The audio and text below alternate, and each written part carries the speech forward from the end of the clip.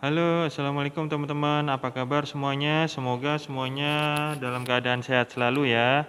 Nah, hari ini kita akan membahas tentang tipe-tipe sampling. Jadi, teman-teman yang belum menekan tombol subscribe, silahkan tekan tombol subscribe dan nyalakan lonceng notifikasinya agar teman-teman bisa mendapatkan informasi tentang video-video terbaru dari channel ini.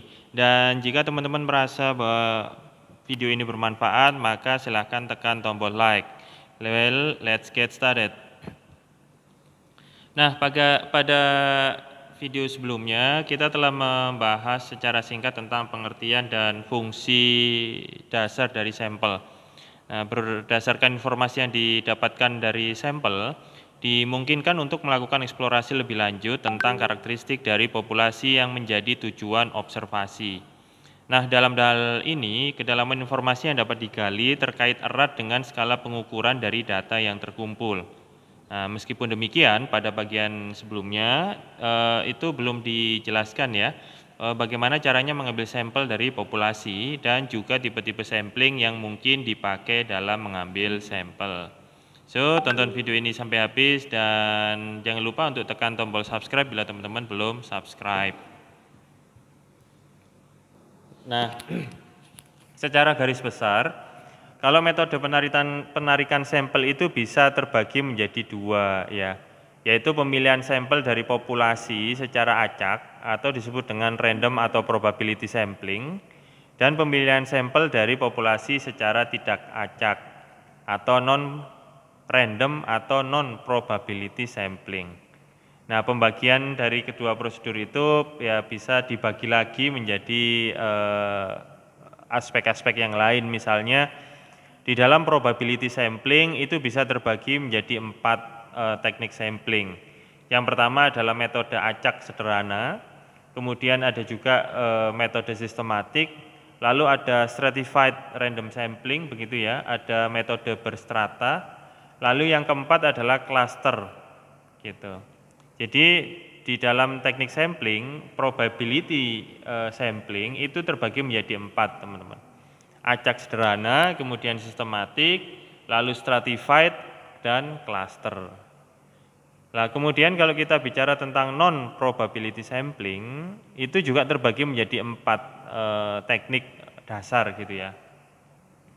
Yang pertama adalah convenience sampling, kemudian ada judgment sampling, lalu ada kuota sampling dan ada snowball sampling gitu ya. Jadi di dalam non-probability sampling itu ada 4, yaitu convenience sampling, judgment sampling, kuota sampling, dan snowball sampling.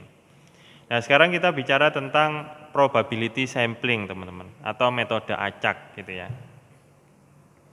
Nah, dalam probability sampling, pemilihan sampel ini tidak dilakukan secara subjektif, dalam arti sampel yang terpilih tidak didasarkan semata-mata pada keinginan si peneliti. Nah, sehingga setiap anggota populasi itu memiliki kesempatan yang sama atau secara acak begitu untuk terpilih sebagai sampel, teman-teman. Nah, dengan demikian itu diharapkan sampel yang terpilih dapat digunakan untuk menduga karakteristik populasi secara objektif. Nah, di samping itu, teori-teori probabilitas atau teori peluang yang dipakai dalam probability sampling itu memungkinkan peneliti untuk mengetahui bias yang muncul dan sejauh mana bias yang muncul tersebut menyimpang dari perkiraan. Nah, teman-teman dulu pada saat mempelajari statistik itu juga mempelajari tentang bagaimana bias di dalam rangkaian data yang ada begitu ya, yang nantinya dihitung ke dalam standar deviasi. Nah, hasil perhitungan yang diperoleh dapat digunakan untuk menyimpulkan variasi-variasi yang mungkin ditimbulkan oleh tiap-tiap teknik sampling kayak gitu. Nah, selain itu juga dapat menggunakan probability sampling, kita membutuhkan sampling frame atau kerangka sampel, yaitu suatu daftar dari unit-unit sampling dalam rangka untuk mendapatkan responden dengan peluang yang telah diketahui sebelumnya. Nah, kebutuhan ini bisa mengakibatkan timbulnya biaya dan permasalahan-permasalahan yang lain, kayak gitu. Nah, itu tadi adalah probability sampling atau metode acak secara umum gitu ya. Yang selanjutnya adalah non probability sampling atau metode tidak acak. Nah, non probability sampling itu atau penarikan sampel secara tak acak gitu ya. Itu dikembangkan untuk menjawab kesulitan yang ditimbulkan dalam menerapkan metode acak, teman-teman. Nah, terutama dalam kaitannya dengan pengurangan biaya dan permasalahan yang mungkin timbul dalam pembuatan kerangka sampel, kayak gitu. Nah, hal ini bisa dimungkinkan karena kerangka sampel itu tidak diperlukan dalam pengambilan sampel secara non probability. Namun, ketepatan dari informasi yang dapat diperoleh juga bisa berpengaruh, kayak gitu. Nah, hasil dari non probability sampling ini seringkali mengandung bias dan ketidaktentuan yang bisa berakibat lebih buruk. Permasalahan ini tidak bisa dihilangkan, teman-teman, dengan hanya menambah ukuran sampelnya saja. Alasan inilah yang mengakibatkan biasanya para peneliti itu enggan untuk menggunakan non probability sampling karena ketiadaan sampling frame seperti di dalam probability sampling, kayak gitu. Nah, walaupun disadari adanya kemungkinan bias dalam pemilihan sampel dengan cara non probability sampling, kenyataan menunjukkan bahwa non probability sampling ini seringkali menjadi pilihan dengan pertimbangan yang terkait dengan penghematan biaya, teman-teman, waktu dan tenaga serta keterandalan subjektivitas peneliti, kayak gitu. Nah, di samping itu pertimbangan yang lain itu walaupun di dalam probability sampling mungkin bisa saja lebih unggul dari teori ya dalam hal teori, namun pada pelaksanaannya seringkali dijumpai adanya beberapa kesalahan akibat kecerobohan dari peneliti pelaksananya. Nah, dalam penggunaan probability sampling, kalau dalam penggunaan non probability sampling gitu ya, pengetahuan terus kemudian pengalaman seorang peneliti begitu seringkali dijadikan pertimbangan untuk menentukan anggota populasi yang akan dipilih sebagai sampel. Nah, pengambilan sampel dengan memperhatikan faktor-faktor itu menyebabkan tidak semua anggota populasi memiliki kesempatan yang sama, teman-teman, untuk dipilih secara acak sebagai sampel. Kayak gitu. Nah, dalam prakteknya terkadang ada bagian tertentu dari populasi yang secara sengaja tidak dimasukkan dalam pemilihan sampel untuk mewakili populasi. Sebagai contoh, Haji Didit gitu ya. Ada Haji Didit yang memiliki sawah lebih dari 20 hektar. Nah, sementara rata-rata petani itu hanya memiliki setengah hektar sawah. Itu tidak dapat dimasukkan ke dalam kerangka sampel untuk penelitian tingkat pendapatan petani di wilayah tersebut. Karena ini merupakan sempalan atau penyimpangan ya, teman-teman ya. Kebanyakan rata-rata petani itu setengah hektar saja, sedangkan Haji Didit itu memiliki 20 hektar, itu ya, kan nyempal sekali. Nah, dengan menggunakan non probability sampling, kita dapat mengemukakan berbagai macam kemungkinan untuk memilih objek-objek, individu-individu, ataupun kasus-kasus yang akan dijadikan sampel. Nah, kondisi ini tentu saja akan menciptakan kesempatan terjadinya bias dalam memilih sampel yang sebetulnya kurang representatif. Nah, di samping itu, dengan penarikan sampel secara tidak acak, kita ini tidak dapat membuat pernyataan peluang tentang populasi yang mendasarinya. Ya, atau probability ya, pernyataan tentang probabilitas populasi yang mendasarinya. Yang bisa kita lakukan hanyalah membuat pernyataan deskriptif tentang populasi. Meski dalam penerapannya non probability sampling ini seringkali terbukti efektif bila teknik pelaksanaan dan konsepnya itu tepat dan juga memberikan kemudahan-kemudahan yang tidak dijumpai dalam teknik probability sampling. Perlu dicatat juga bahwa prosedur-prosedur non probability sampling itu sebaiknya jangan digunakan jika tujuan dari penarikan sampel itu adalah untuk menarik kesimpulan, teman-teman. atau bersifat inferensial gitu ya, yaitu menarik kesimpulan tentang populasi dari informasi yang terkandung dalam sampel. Nah, non-probability sampling itu harus digunakan hanya jika kita ingin membatasi penelitian kita pada pernyataan-pernyataan deskriptif itu tentang sampel dan tidak membuat pernyataan-pernyataan inferensial tentang populasi atau bersifat menyimpulkan gitu. Nah, dari pengalaman penerapan non-probability sampling, metode penarikan sampel ini bisa relatif tepat bila digunakan pada kondisi seperti ada tahapan eksplorasi dari suatu penelitian, kemudian ada pengujian awal suatu angket, begitu ya. Lalu berhadapan dengan populasi yang homogen gitu. Kemudian yang keempat itu minimnya pengetahuan peneliti dalam bidang statistika, dan yang terakhir adalah adanya tuntutan tentang kemudahan dari aspek operasional penelitian kayak gitu. Nah, berbagai prosedur non-probability sampling itu sering dipakai ya, misalnya ada convenience sampling, judgment sampling, ada quota sampling, dan ada snowball sampling kayak gitu. Nah, selanjutnya kita bisa memberikan penjelasan yang lebih lanjut, tapi sebelumnya silakan teman-teman jawab di kolom komentar ya, manakah yang lebih baik menurut teman-teman dalam hal statistik untuk menghasilkan kesimpulan yang baik, apakah probability sampling atau non-probability sampling.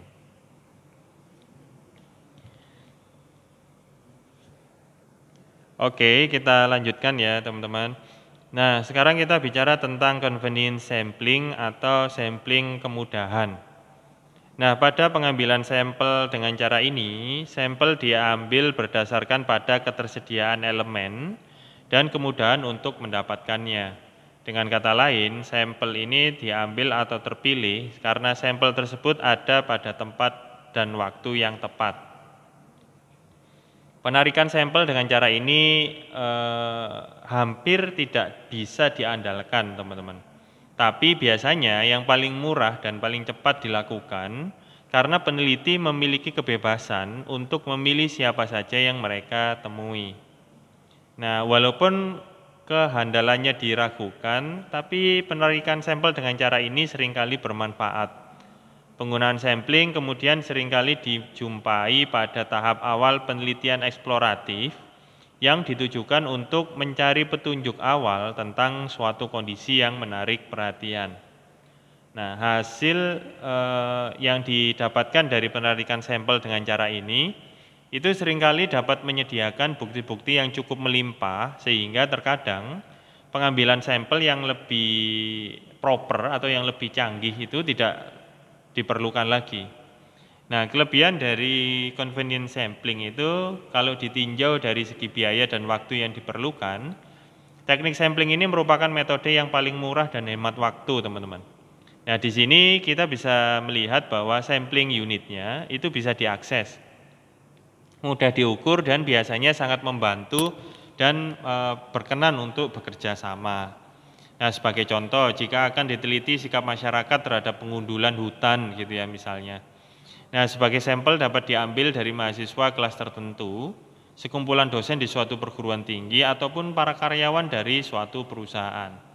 Convenience sampling ini dirasa sangat tepat untuk penelitian dengan kelompok yang lebih fokus, pengujian awal angket-angket atau pilot study gitu ya, dan penelitian eksploratif untuk menimbulkan atau mencari ide-ide maupun pengujian awal dari suatu hipotesis gitu ya. Nah, convenience sampling ini selain memiliki kelebihan tapi juga memiliki kekurangan. Nah, di samping kemudahan dan kelebihan dari teknik sampling ini terdapat beberapa keterbatasan, teman-teman. Hal ini mengingat pemilihan unit sampel dengan metode ini dapat dilakukan dengan mengambil siapa saja yang ditemui oleh peneliti. Sehingga jika dalam prosesnya tidak dilakukan seleksi lebih lanjut, maka hasil yang diperoleh dapat memunculkan bias dalam pengambilan keputusannya. Di samping itu, convenience sampling ini tidak tepat kalau digunakan jika populasinya dapat didefinisikan, teman-teman. Karena dengan kondisi ini dimungkinkan untuk menyediakan kerangka sampel sehingga dalam tindak lanjutnya lebih disarankan untuk menggunakan probability sampling. Khususnya jika faktor biaya, waktu, dan tenaga itu tidak menjadi kendala yang terlalu serius. Nah, selain itu, teknik sampling ini tidak cocok dan tidak dianjurkan untuk penelitian yang bersifat deskriptif dan kausal. Sebagai tambahan, metode ini juga menuntut kehati-hatian dalam menerjemahkan hasil penelitian. Nah, ini sebagai contoh di dalam convenience sampling ya. Sebagai ilustrasi, diadakan suatu penelitian yang dilakukan oleh seorang dosen mengenai keinginan mahasiswa seluruh perguruan tinggi negeri dan swasta terhadap pemerintah berkaitan dengan langkah-langkah yang harus ditempuh dalam menghadapi misalnya pandemi COVID-19 gitu ya. Nah, di sini dapat dan lebih tepat gitu ya dalam hal segi waktu dan kemudahan mendapatkan data ya.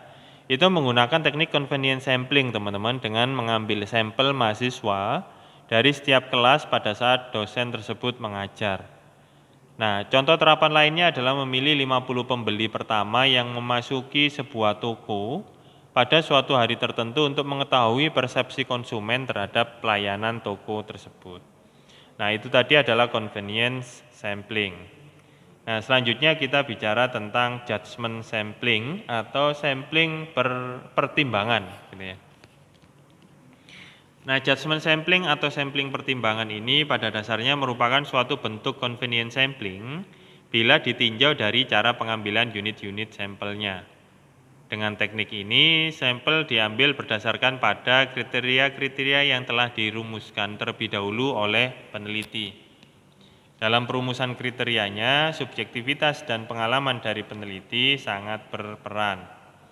Nah, sampling pertimbangan atau judgment sampling itu bisa diterapkan pada umumnya lebih cocok dipakai pada awal tahap studi eksploratif ya.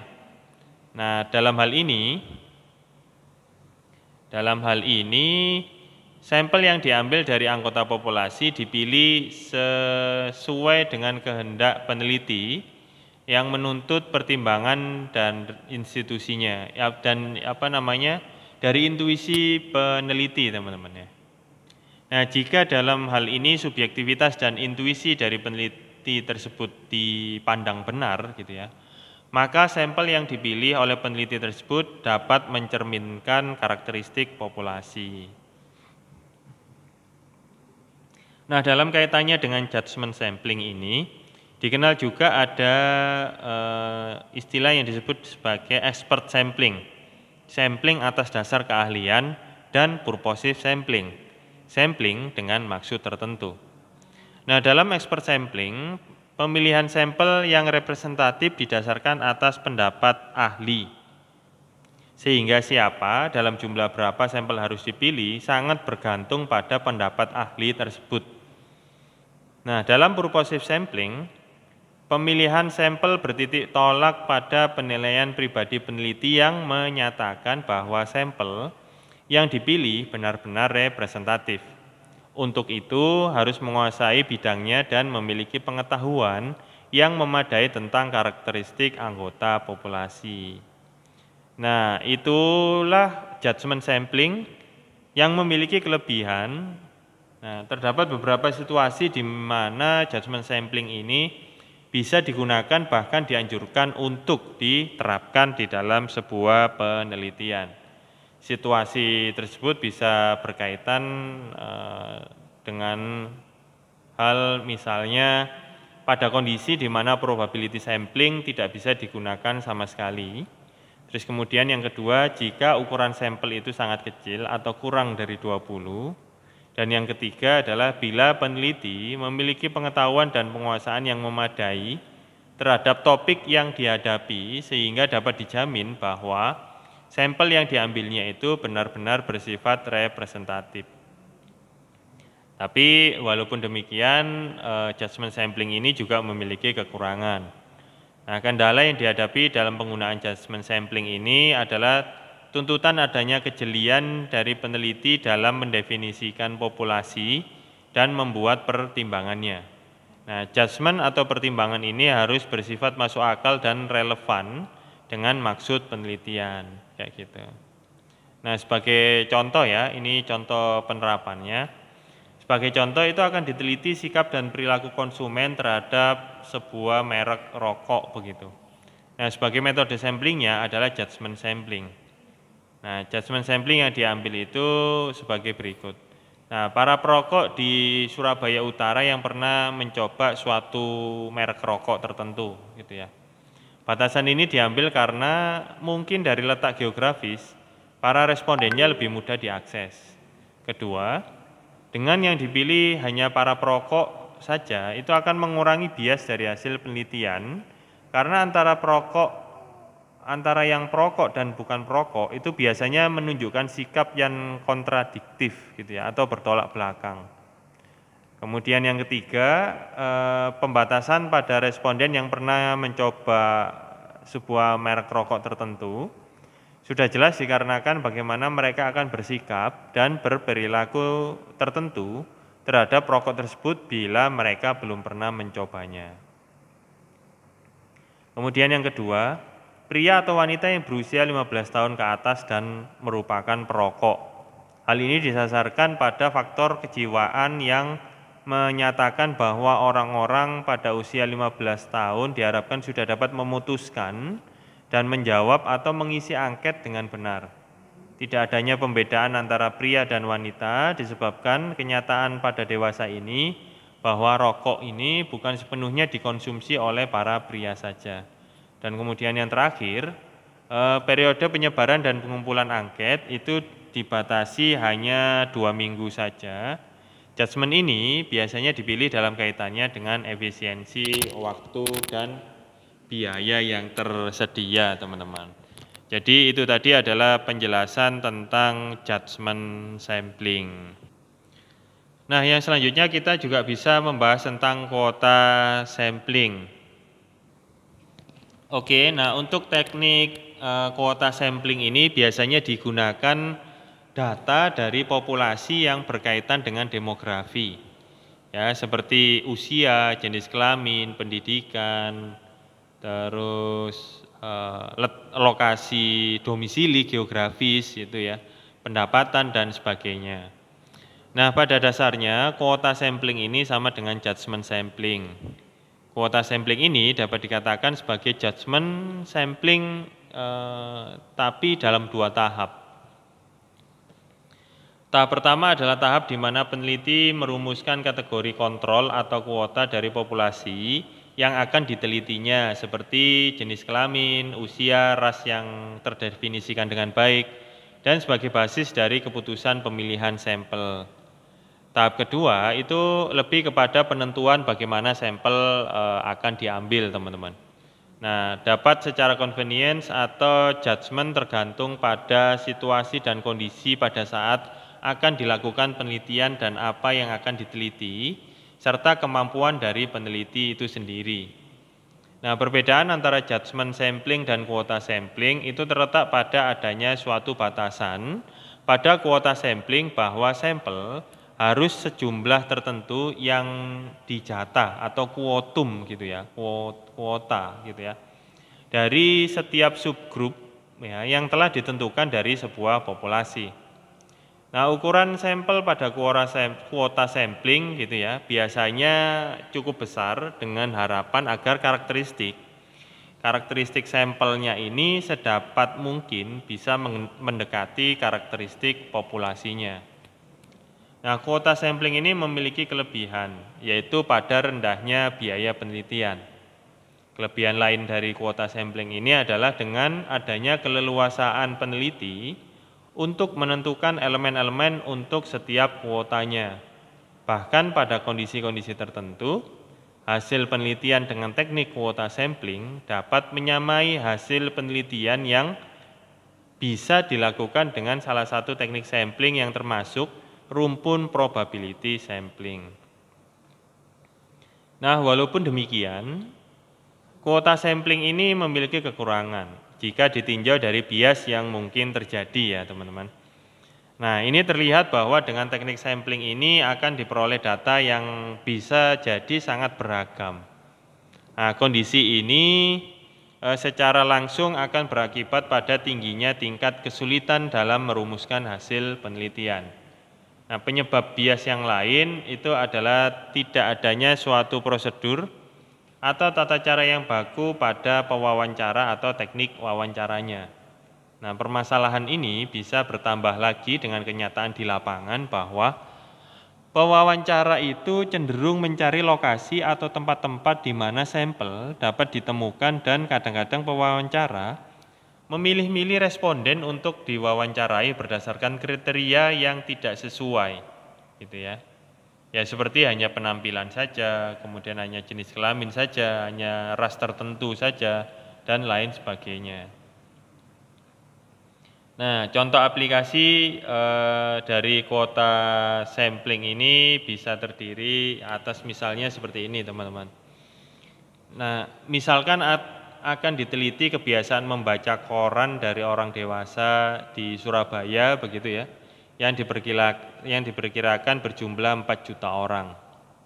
Nah, aplikasi dari kuota sampling itu dilaksanakan dengan menentukan kategori-kategori kontrol, misalnya jenis kelamin pria dan wanita gitu ya. Usia 18 sampai 30 tahun, 31 sampai 45 tahun, 46 sampai 60 tahun dan lebih dari 60 tahun. Dalam kaitannya dengan penelitian ini, mungkin kuota sampling bukan merupakan satu-satunya pilihan.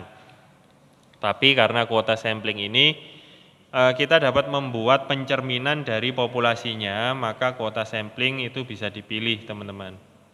Nah, kembali ke contoh ini, katakanlah diambil 10.000 sampel dan diketahui berapa informasi populasinya. Misalnya pria 60%, wanita 40%, kayak gitu. Usia 18 sampai 30 tahun itu 40% dan yang lebih dari 60 tahun itu hanya 7% misalnya.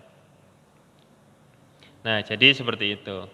Nah, inilah yang dimaksud dengan kuota sampling di mana kita ini berusaha untuk membuat pencerminan terhadap komposisi dari populasinya dengan harapan agar statistik yang diperoleh sebisa mungkin mendekati nilai parameternya. Nah, itu tadi adalah kuota sampling ya, teman-teman ya. Nah, yang selanjutnya kita bisa membahas tentang snowball sampling. Nah, teknik sampling ini sangat tepat digunakan kalau populasinya sangat spesifik. Cara pengambilan sampel dengan teknik ini biasanya dilakukan secara berantai.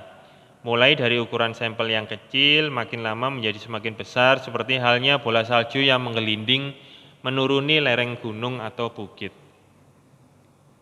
Nah, dalam pelaksanaannya, pertama-tama itu dilakukan interview terhadap suatu kelompok gitu ya, atau seorang responden yang relevan, dan untuk selanjutnya yang bersangkutan ini diminta untuk menyebutkan atau menunjuk calon responden yang berikutnya gitu ya, yang memiliki spesifikasi atau spesialisasi yang sama.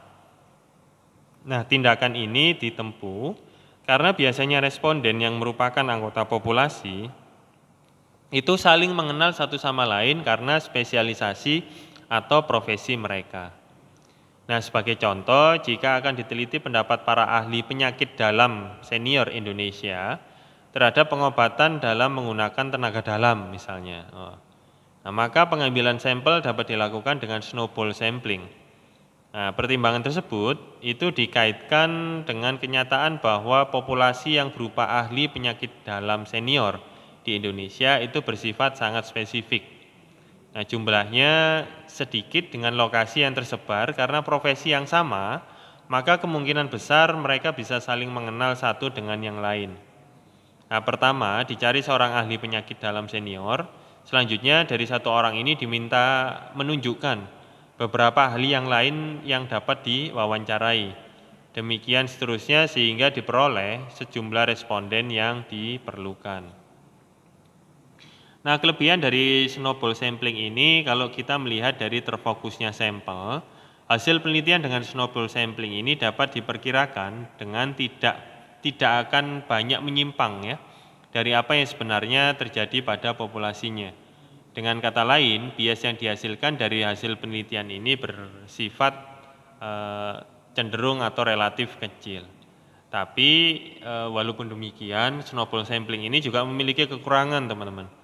Yaitu kendala utama dari metode snowball sampling ini terletak pada besarnya waktu dan biaya yang dibutuhkan untuk memperoleh informasi karena populasi yang spesifik serta populasi yang tersebar. Nah, wawancara melalui telepon atau video call atau meeting secara online begitu, itu bisa menjadi salah satu jalan keluar terbaik bagi pengumpulan informasi selain mendatangi responden itu sendiri. Baiklah teman-teman, itu tadi penjelasan atau pembahasan kita tentang teknik sampling ya, yang terdiri dari probability dan non-probability, di mana probability sampling ini terdiri dari sampling acak sederhana, kemudian sampling sistematis, lalu sampling stratified sampling begitu ya, kemudian ada cluster sampling. Lalu yang selanjutnya di dalam sampling non-probabilitas itu ada convenience sampling, ada judgment sampling, ada kuota sampling, dan ada snowball sampling. Nah, silahkan jawab di kolom komentar untuk question of the day number 2 ya. Manakah teknik sampling yang terbaik menurut teman-teman dan kenapa alasannya antara teknik sampling convenience sampling, judgment sampling, kuota sampling, dan snowball sampling? Nah, silakan sampaikan pendapat teman-teman di kolom komentar ya teman-teman. Dan sekali lagi bagi teman-teman yang belum menekan tombol subscribe, itu silakan tekan tombol subscribe dan nyalakan lonceng notifikasinya agar teman-teman bisa mendapatkan informasi tentang video-video terbaru dari channel ini. Dan jika dirasa channel ini bermanfaat, silahkan tekan tombol like. So, sampai jumpa teman-teman di video-video selanjutnya dan semoga teman-teman sehat-sehat selalu ya. Wabillahi taufiq wal hidayah. Wassalamualaikum warahmatullahi wabarakatuh.